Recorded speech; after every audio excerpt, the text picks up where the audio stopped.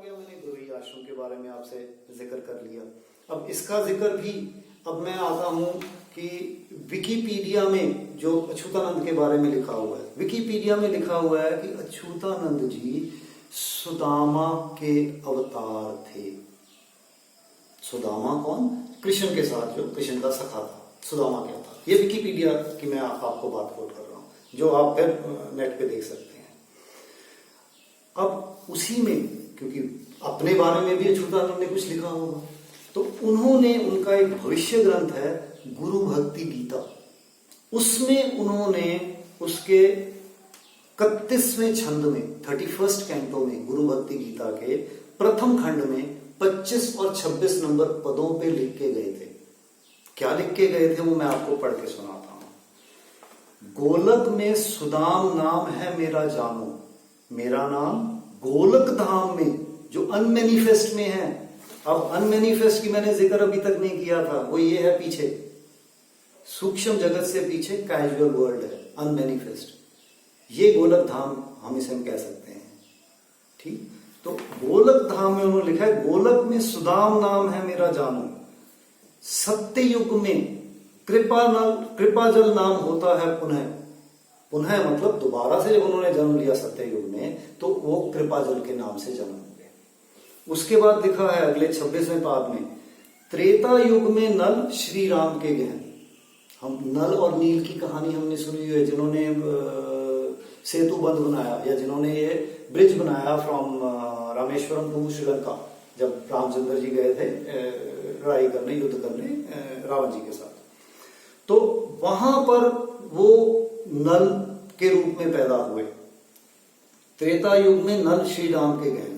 और last line में क्या लिखा है, द्वापर में सुदाम नाम गोरु संगवन में, कि द्वापर युग में मेरा नाम सुदामा था, गोरु संग, गोरु कृष्ण को रेफर कर रहे हैं, उनके संग में था। तो ये 4 पंक्तियां मैंने आपको गुरु भक्ति गीता, जो उनकी अपने तारपत्र पोथी पे जो लिख के गए, वहां से आपको पढ़ के सुना दी। तो ये अपने बारे में लिख के गए, जिसका मैंने बताया कि जिक्र विकिपीडिया में भी है। अब थोड़ा इनसे मैं आगे चलता हूं, एक और आपको कहानी सुनाता हूं। अब करंट में आ जाते हैं हम।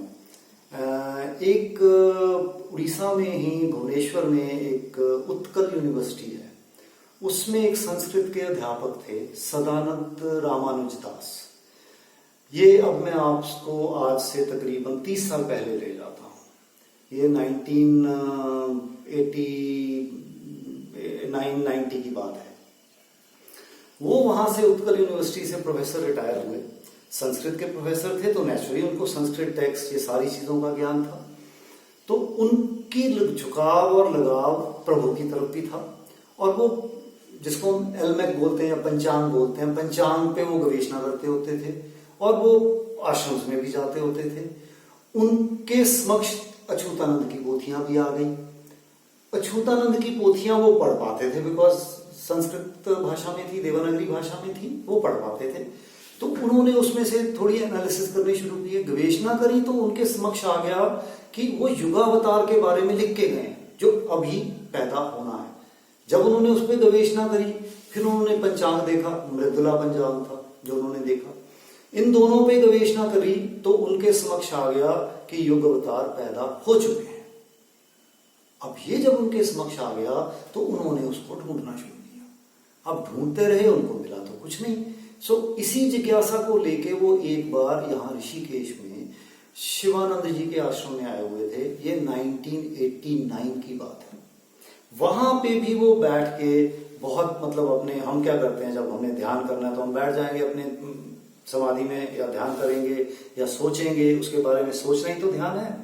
तो उन्होंने वहां पे ध्यान लगाना शुरू किया कि प्रभु मेरे को बताओ, दिखाओ, अपनी उन्होंने जिज्ञासा कर रहे थे। तो वहां पर उनके साथ क्या घटना हुई, उन्हें एक शून्यवाणी हुई। शून्यवाणी क्या होती है? हमारी अंतरात्मा की आवाज होती है, जो हम कहेंगे कि हमें और किसी को सुनाई नहीं देगी, वो बस हमें आ गई, हमें जिसको सुननी है उसको आ गई। उनके कान में पड़ी कि युगावतार पैदा हो चुके हैं। जब वो पूछ रहे हैं कि युगावतार पैदा हो रहे हैं, मेरे को बताओ, तो उन्होंने कहा युगावतार पैदा हो चुके हैं। हो चुके हैं, मैं कैसे ढूंढूंगा? नेक्स्ट सवाल उनके दिमाग में ये है कि मैं कैसे ढूंढूं उनको? तो आवाज आई, आपसे जो ये सूखा हुआ पत्ता मांगेगा वो युगावतार होगा। अब वो तो आंखें बंद करके ध्यान में बैठे हैं, सूखा हुआ पत्ता उनको नजर आ रहा है, तो फटाफट उन्होंने आंखें खोली तो देखा तो उनकी गोदी में एक सूखा हुआ पत्ता पड़ा था। ठीक है, तो वो समझ गया कि भैया ये मेरे को इशारा आ गया कि जो मेरे से ये सूखा पत्ता मांगेगा वो युगावतार है। अब उन्होंने, ये 1989 की बात है, अगले 2 साल उन्होंने भारत का कोई आश्रम नहीं छोड़ा, कोई जगह नहीं छोड़ी, साईं बाबा के आश्रम में जाके रुके। उन्हीं दिनों हम सुनते होते थे गणेश दूध पी रहे हैं, ये भी बहुत लोगों ने सुना होगा, ये भी बहुत चर्चा हुई थी। वहां पे भी जाके बैठे रहे, जगह जगह जहां उन्हें पता लगता था जाके ढूंढते रहे, पत्ता साथ में ले जाते थे, किसी ने नहीं मांगा। एंड में थक हार के वो वापस अपने, वो भुवनेश्वर के थे, वापस आ गए, भुवनेश्वर पहुंच गए। 1991 हो गया, 2 साल बीत गए इस प्रोसेस में। अब वहां पे वो अपनी छोड़ चुके थे, भैया अब ये तो कौन मांगेगा मेरे से पत्ता, तो छोड़ चुका हुआ था। तो उसके बाद क्या हुआ कि उनको ध्यान में आया, पता लगा किसका, इसी गरोए आश्रम का जिसका मैंने अभी आपको जिक्र किया कि वहां शून्य पोथी पड़ी है। जब उसका पता लगा तो वो वहां पहुंच गए आश्रम में। आज तो उन्होंने बंद कर दी, बट आज से 30 साल पहले तक तो वहां बहुत कम लोग जाते थे। दुनिया को तो अब पता लगा है उस आश्रम का, तो वहां पे तब तो इक्का दुक्का ही बहुत कम लोग होते थे जाने वाले। जब ये पहुंचे तो इन्होंने जाके वहां पे उसी प्रोसेस में जिज्ञासा करी, और जब इन्होंने जिज्ञासा करी तो इनके सामने ताड़पत्र पोथी पे लिखा आया, जब इन्होंने कहा युगावतार पैदा हो चुके हैं, तो आया हाँ पैदा हो चुके हैं, सीधा सीधा जवाब आया। तो इन्होंने अगला सवाल पूछा कहाँ, बिकॉज ढूंढ तो ये उसी को रहे थे। इन्होंने पूछा कहाँ, तो वहां पे शब्द आ गए मांगा। अब इनको मांगा का पता नहीं था कहां पर है, ठीक, ये उतना उत्तर लेके वापस आ गए। और उन शून्य पोथियों की एक खासियत और मैं बताता हूं कि जब हमारा उत्तर आ जाता है उसके बाद जब पोथी बंद की जाती है वो उत्तर गायब हो जाता है। ये खासियत है उन शून्य पोथियों की।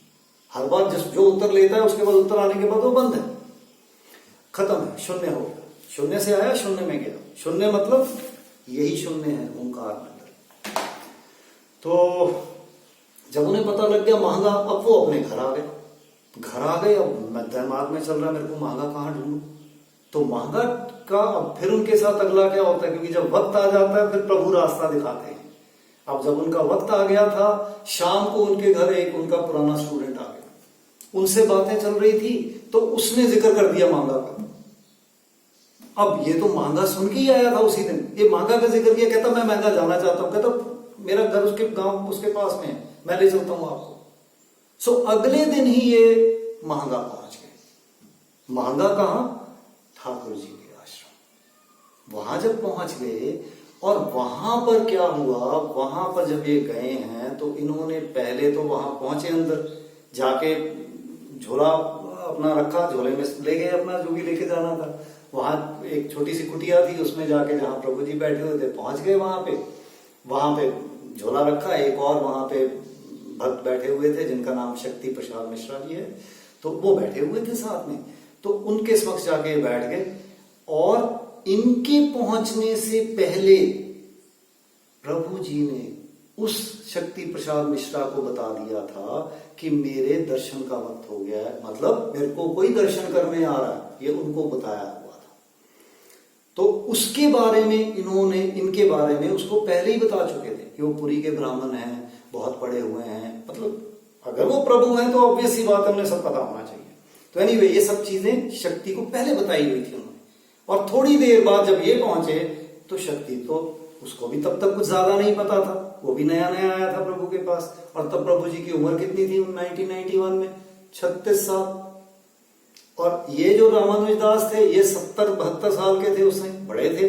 तो ये जब इनके पास पहुंचेंगे ये तो विश्वास तो करेंगे नहीं पहले। तो ये बाहर से आए, बाहर से आके उनके पास सीधा बैठे, तो उनको कहते अच्छा चलो मैं आपसे मिलने के लिए ना अभी बस हाथ पैर धो के आता हूं।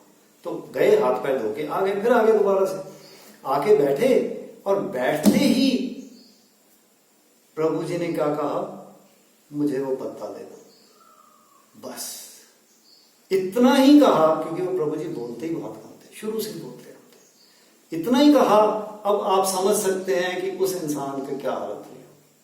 उसके आंखों से आंसू शुरू हो गए, जो शक्ति प्रसाद मिश्रा ने देखे, बिकॉज आज तो ये जिंदा नहीं है, आज तो वो जिंदा है, आज वो जिंदा है जिनसे ये मैं कथा सुन के आया उनके बारे में।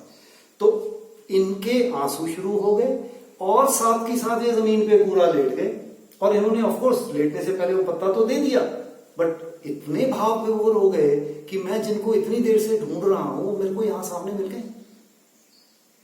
तो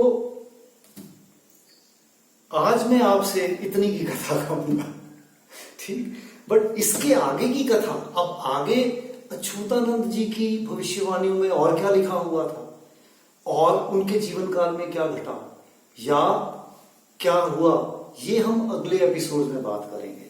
तो आज के लिए इतना ही। अभी